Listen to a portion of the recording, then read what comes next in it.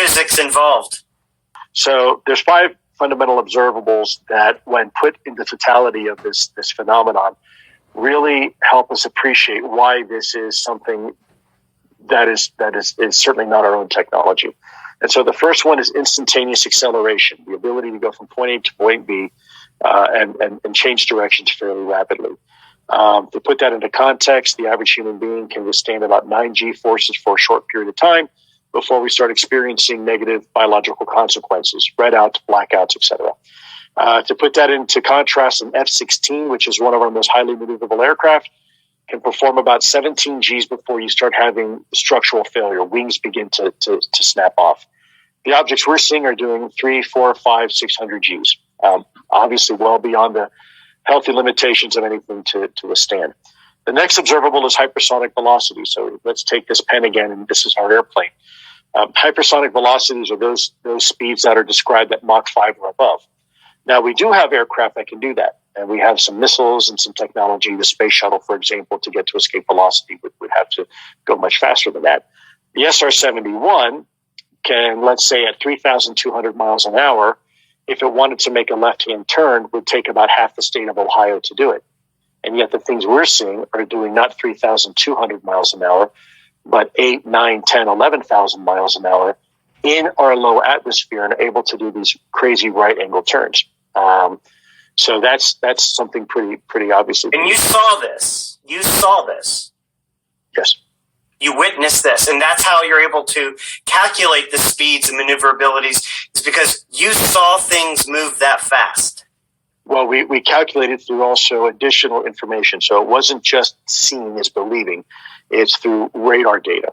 There is historical radar data that we have that goes many decades, where these things have been clocked doing 13, 14, 15,000 miles an hour, not just by one radar, multiple radars. The third observable is a bit of an oxymoron, but it's low observability. Now, to put that into perspective, we spend billions of dollars on a single B-2 bomber, just so it's a little bit harder to see on radar. And you can still see it with the naked eye pretty easily.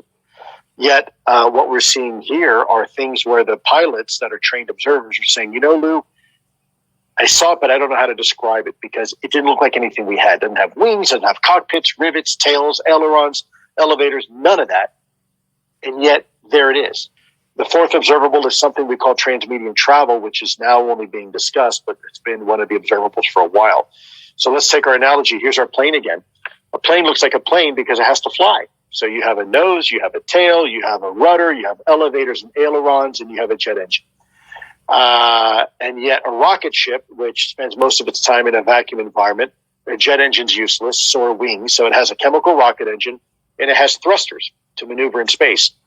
And compared to a submarine, which is not a jet or a rocket, because it's underwater, it has a propeller to mechanically displace water, and it uses buoyancy to go up and down.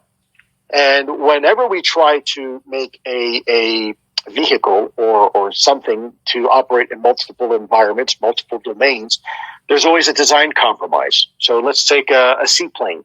A seaplane can fly and it can float, but let's be honest, it's neither a really good plane nor a really good boat. It's a compromise.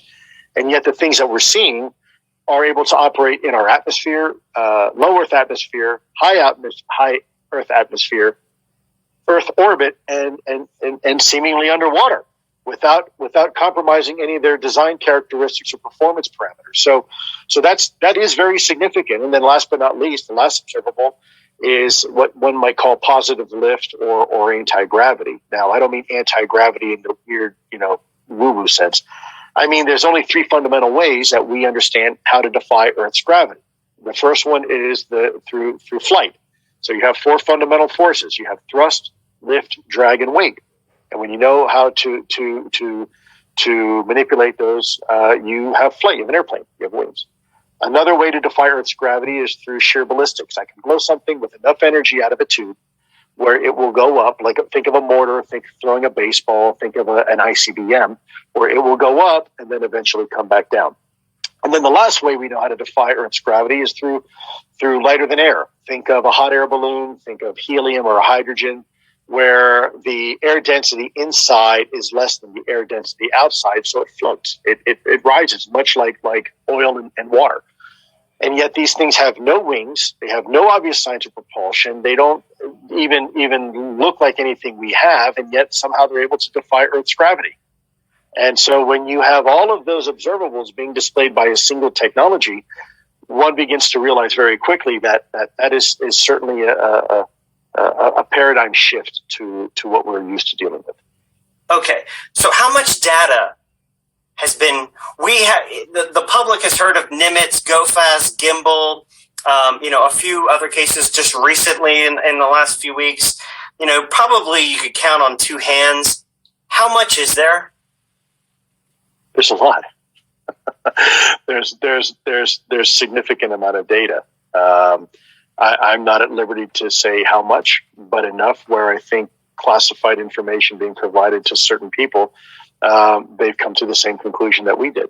And by the way, this information comes in on a regular basis. This isn't anecdotal, happened in the Nimitz and then happened with the Roosevelt and then happened with the kid. This is occurring all the time. You're just hearing about those incidents. It hasn't stopped. So, let's not fool ourselves. People say, well, there's only been 3 incidents and some videos. Well, yeah, that you know of. Sure. You're right. There's a whole lot more too. And in time, hopefully those will come out too. How often is this happening? Well, it's hard to say because sometimes there's moments of lots of activity and sometimes there's not, but I would suffice it to say, weekly, if not certainly monthly. A theory within the intelligence community, within the DoD, is that these UAP could be originating from the world's oceans. Could you speak to that? It's possible. We don't know. They seem to be around water an awful lot. We know very little about our oceans. We know more about the moon than we do the deepest parts of our ocean. Every time we ascribe a quality of what life should be, right, like photosynthesis, nature proves us wrong. Look at chemosynthesis and the life that exists in the deepest parts of our ocean near black smokers. That life is very much alive, and yet it doesn't rely on photosynthesis the way we do up here. And so the fact that we know very little about our oceans, I think one has to keep at least it open as an option that there may be some congruencies between water and UAP activity. There certainly seems anecdotally to be some relationship there. There are a lot of cases either above, near, or under the water of these UAP. Why? What's water? What are what's a theory regarding UAP and their relationship to water? Well, I would defer to some of my colleagues who are qualified to talk about physics, but it's been proposed that without going into a whole lot of detail, water may be some sort of simplistic fuel source.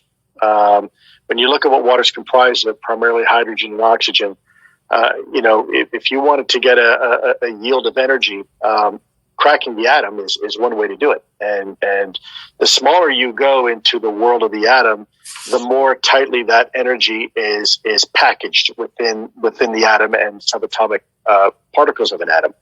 And so if you want to warp space-time, some have theorized that you need a lot of energy. There's 2 ways to warp space-time: a lot of mass or a lot of energy. And it turns out that you need a lot of energy to do it. And if one wanted to harness that energy, perhaps one of the most efficient ways is through hydrogen. Now, of course, I could go out, I guess, in outer space and mine it in a nebula, but out in space, it's not dense. It may take you a very long time to do that. Whereas here on Earth, hydrogen, when it's connected with oxygen, it becomes extremely dense. You have this thing called water, H2O, where you have an abundant amount of hydrogen. I remember the conversation very well. This is a person I respected tremendously, very, very senior person. He's told me, he said, "Lou, I want you to stop doing this." I said, "Okay, sir, I certainly can, but may I ask why?" And he says, "Well, we already know what it is." Now, at that moment, I honestly thought maybe it was our own technology. I was running up against some super uber secret sap, and they were telling me to stop. And I said, "Okay, sir, so it's ours?" And he said, "No, that's not what I'm saying." And he said, he asked me point blank, "Have you read your Bible lately?" And I wasn't quite sure where he was going with that. And I said, well, sir, I think I know what it says. Where are you going with this? And he said, well, then you would know that these things are demonic and we should not be pursuing them. Yeah. And he wasn't kidding. That's exactly how he felt. So this is a Pentagon. This is a Department of Defense official saying, stop looking at UFOs because they're demonic. Correct. But if something demonic is flying over our skies, wouldn't religious people want to fight them? Well, I think, look, I think no matter what it is, we need to figure it out. And, there was a time, and this is, look, I'm a religious person, but, there was a time where the church wouldn't even look through the telescope of Galileo because it conflicted with their narrative, only to, years later, them to come out and actually now, use the grandeur of the universe to support their philosophical and theological belief systems. So the government has come out and established for the record these are real. We are over the Rubicon on that. That has occurred. In the last 3 years, the government has said UAPs are real. We have established a task force. We are providing a report to Congress. They're receiving classified briefings. This is whatever it is real.